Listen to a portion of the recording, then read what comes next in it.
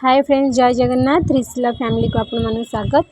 तो सांग मैंने आज आपण मानक गोटे नुआ वीडियो देखी। सब बेले तो सब जिन देखी, आज देखी आपण मैंने केमती आलू चॉप बनाते मुझे जानी। तो मुझे देखी केमती आलू चॉप बनाऊँगी। देखो प्रथम मु आलू को प्रेसर रे सिझे देली। तो सिझेकी भल भाव में चोपा छड़ी रखी। सहित किसी पियाज और रसुण को काटी नौ। रसुण चोपा छड़ी रखी, पियाज को भी काटी देती। सहित देखो तेल काटिक रखी। फ्रीडम आपड़ जो भी रिफाइन तेल नहीं पारे, कि फ्रीडमटा बहुत भल, देहपाई भी भल भल तेलटा। तापर किसी लुण पकईकी जो सिझेकी आलू रखी भल भाव में चकड़ी देवी। देखूँ पूरा पालिश करके रखिए, खंड खंड आलू रखिए, पूरा बढ़िया भाव से सुंदर से चकड़ी देवे।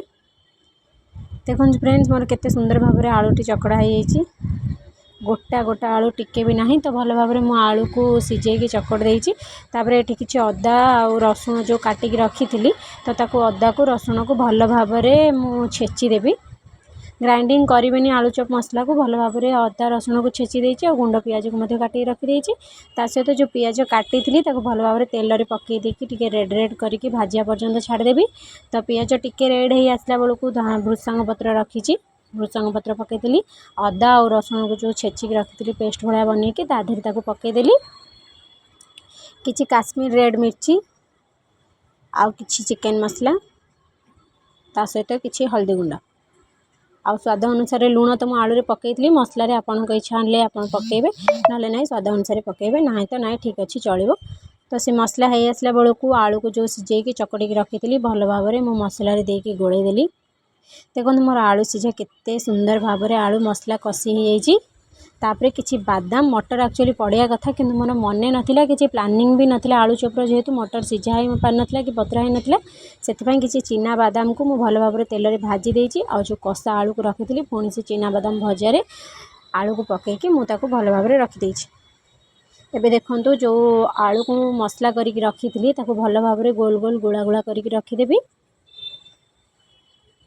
मोर जिते आलू चॉप बनइबार इच्छा मुझे गुड़ा करके रखीदेवी, कहीं गोटे गुड़ा गोटे ही आलू चॉप हम। तो से हिसाब से मुझे भलसे गुड़ा करके रखीदेवी। एबे देखो फ्रेंड्स, केते सुंदर भाव में जो आलू को रखी भलसे पूरा गोल गोल करके आलू चॉप बनवाई आलू गुड़ा को बनई देती।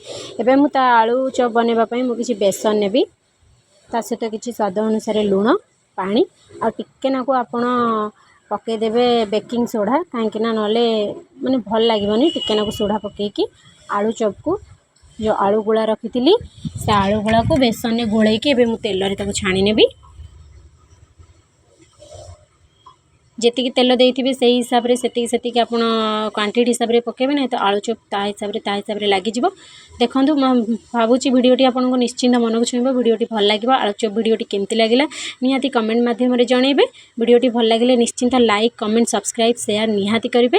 मोर बना हो गला आलू चॉप। रोची जय जगन्नाथ।